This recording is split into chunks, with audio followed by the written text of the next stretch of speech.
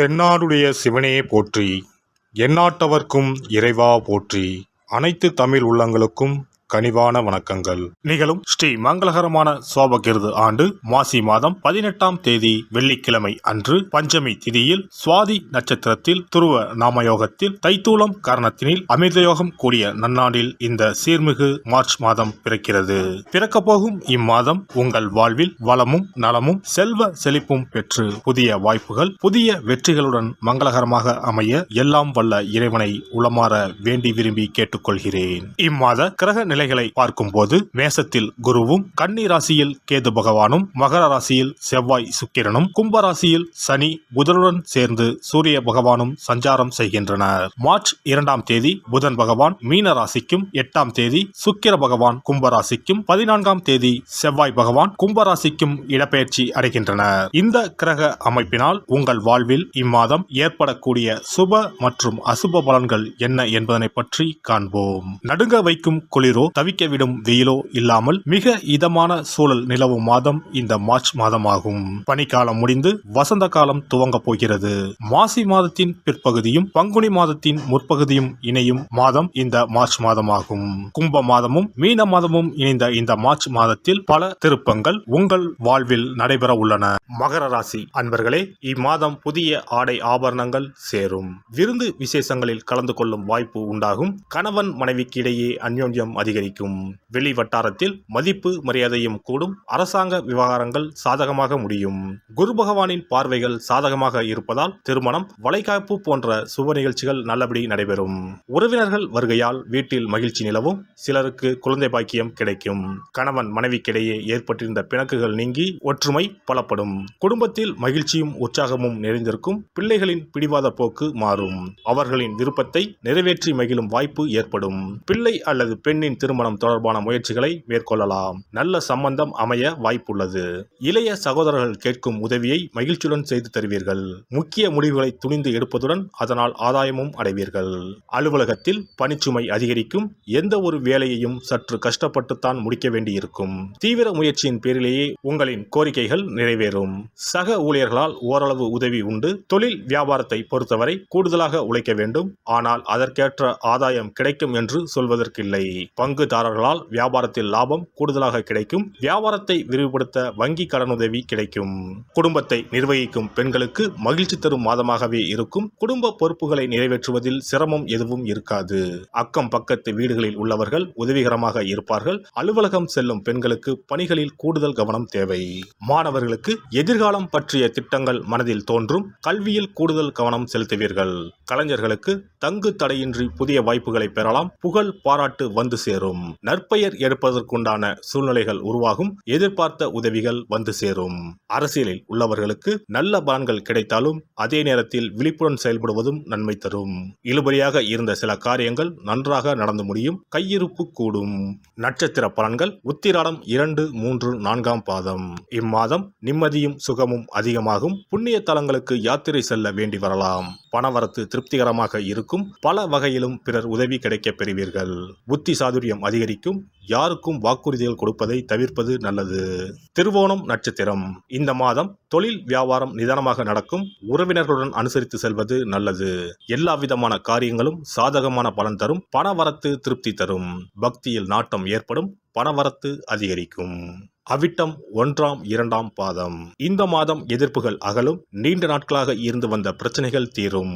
உதவிகளை செய்து மன திருப்தி அடைவீர்கள். கொடுத்த வாக்கை காப்பாற்ற எடுக்கும் முயற்சிகள் சாதகமாக முடியும். மனதில் இருந்த குழப்பம் நீங்கி திருப்தி நிலவும். பணவரவு எதிர்பார்த்தபடி வந்து சேரும். சனி பகவானை தீபம் ஏற்றி வணங்கி வழிபட உடல் ஆரோக்கியம் பெறும். இனி இந்த மார்ச் மாதத்தில் மகா சிவராத்திரி எப்போது, இந்த நாளுக்கு அப்படி என்ன சிறப்பு என்பதனை பற்றி காண்போம். சிவபெருமானுக்கு எத்தனையோ திருநாமங்கள் உள்ளன. அவற்றில் மிக உயர்வானதாக சொல்லப்படுவது மகாதேவன் என்ற திருநாமம். மகாதேவன் என்றால் கடவுள்கள் அனைவருக்கும் மேலான கடவுள். கடவுள்களுக்கு எல்லாம் தலைவன் என்ற பொருள்.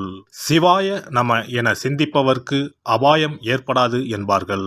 அப்படி கர்ம வினைகளில் இருந்தும் அனைத்து விதமான துன்பங்களில் இருந்தும் விடுபடுவதற்கு சிவனே கதி என சிவபெருமானை சரணடைவதற்கு ஏற்ற நாள் மகா சிவராத்திரி தினமாகும்.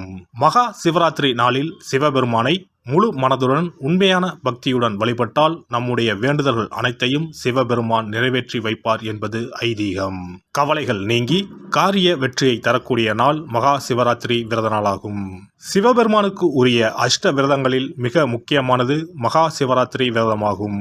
சிவபெருமானின் அருளை பெறுவதற்குரிய மிக உன்னதமான புண்ணிய நாளாகும். ஒவ்வொரு மாதமும் தேய்பிறை சதுர்த்தசி திதியில் வருவதை மாத சிவராத்திரி என்றும், மாசி மாதம் தேய்பிறை சதுர்த்தசியில் வருவதை மகா சிவராத்திரி என்றும் கொண்டாடுகிறோம். நாடு முழுவதும் சிவ பக்தர்களால் கோலாகலமாக கொண்டாடப்படும் விழாக்களில் மகா சிவராத்திரி விழாவும் ஒன்று. இந்துக்களின் மிக முக்கியமான விரத நாட்களில் இதுவும் ஒன்று. முப்பெரும் தேவர்களில் ஒருவரான சிவபெருமானுக்குரிய ராத்திரியாக சிவராத்திரி கொண்டாடப்படுகிறது. இந்த ஆண்டு மகா சிவராத்திரி விழா மார்ச் 8ஆம் தேதி கொண்டாடப்பட உள்ளது. அன்று இரவு 8:20 மணிக்கு துவங்கி மார்ச் 9ஆம் தேதி மாலை 6 மணி வரை சதுர்த்தசி திதி உள்ளது. இதனால் மார்ச் 8ஆம் தேதி இரவு 8:30 மணிக்கு பிறகே சிவராத்திரி பூஜை துவங்க வேண்டும். சூரிய பகவான் கும்பராசியில் பயணம் செய்யும் மாசி மாதத்தில் தேய்பிறை சதுர்த்தி நாளில் முதல் நாள் மாலை துவங்கி அடுத்த நாள் காலை வரை சிவனுக்கு தொடர்ந்து 4 கால பூஜைகள் செய்யப்படும். சிவராத்திரி அன்று இரவு முழுவதும் கண் விழித்து சிவ வழிபாடு செய்து அபிஷேகம் ருத்ராபிஷேகம் செய்து சிவ மந்திரங்களை உச்சரித்து சிவனின் அருளை வேண்டி பிரார்த்தனை செய்ய வேண்டும்.